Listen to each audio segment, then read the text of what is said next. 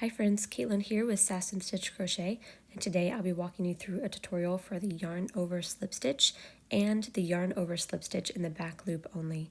This stitch creates these beautiful ribbed lines here, such a gorgeous texture, same on the front and back, so it's reversible, and I think this just has a lot of great versatile uses. So let's go ahead and get started. For this practice, you can use any yarn and hook you like. In the video, I'm using a worsted weight yarn and a 5mm crochet hook. Okay, so I prepared a chain of about 15 chains. You can do any number of chain, this is just for practice. And we're gonna be starting in the second chain from the hook. So first chain, second chain, we'll be starting right there. First, we're going to yarn over, then we'll insert our hook into that second chain. So you have 3 loops on your hook. Now you'll yarn over again and pull through that chain, and then you'll immediately continue by pulling that same loop through the last 2 loops on your hook. So no other yarn over, you're just going to pull that first loop through the last 2 loops on your hook. I'll show you that again with a more flowing movement. We're going to yarn over, insert into the next stitch, yarn over, pull through the chain and through the last 2 loops on your hook. So that's how it looks more flowing. Sometimes it is better to do it in 2 separate motions in a way, but that will be completely up to you. Let's do that again together in the next stitch. Yarn over, insert into the next chain, yarn over and pull through the chain and pull through the last 2 loops on the hook. That is a yarn over slip stitch. So we'll continue to work this all the way across until we get to the end. Remember, yarn over, insert, yarn over, and pull through everything on your hook. Work all the way across, and then I'm going to show you something different for row 2. Okay, so here's what my first row of yarn over slip stitch looks like. Not really anything too distinct yet, just looks like a regular crochet stitch. But what I think gives this stitch a lot of character is by working a slight alteration to it in the following rows. Now we're going to be working yarn over slip stitch in the back loops only, and that is going to give us a nice ribbed effect across our work.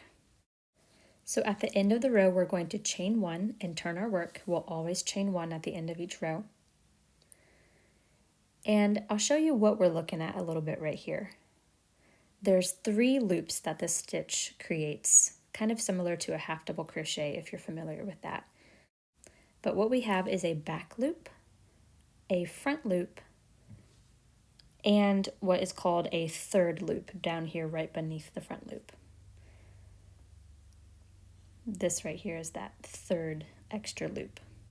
And one important thing to point out is that if you're looking at your work from the front, this might look like your front and back loop right here, but what you actually need to do is look at the very top of your work to identify the true back loop and front loop. That third loop on the bottom there might throw you off a little bit, so make sure you pay close attention to that. Okay, so in the very first stitch of a new row, even with the back loop only method, we're going to be working the first stitch into both the front and back loop. This is just going to help keep our edges clean. So you'll work this stitch like you would work any other stitch, the same yarn over slip stitch we did last row into both loops. Now we'll start working it into the back loop only. So again, look at the top of your work, find that back loop, and insert just into that back loop. Yarn over and pull through all of the loops on your hook, like a normal yarn over slip stitch. Again, yarn over, insert just into that back loop, yarn over and pull through all of the loops on your hook. So you'll continue this all the way across your row. When you get to the end, you want to work your last stitch through both the front and back loop, again to keep those edges nice and clean. But here, before I even get to the end of the row, you can see that rib line starting to form by not working into that front loop or into that third loop. So go ahead and continue working all the way across, and I'll meet you back at the last stitch of this row.